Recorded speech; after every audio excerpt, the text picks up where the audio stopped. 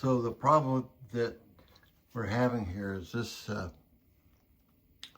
reusable filter is heavier and it doesn't fit up there snug.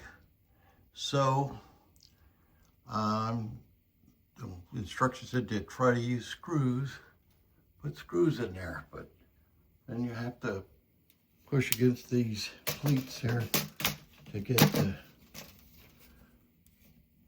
it to come out of there. So rather than do that, so I'm going to put these magnetic strips on the other side of this here, and then just maybe put one there and one there, and then it should stick to the frame.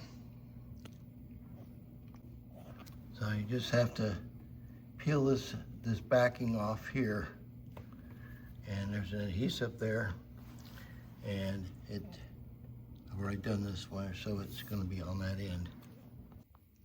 Okay, it's holding it right there, so that's good. So now after you put the magnetic strips in, that sound that you heard early in the first part of this video, it's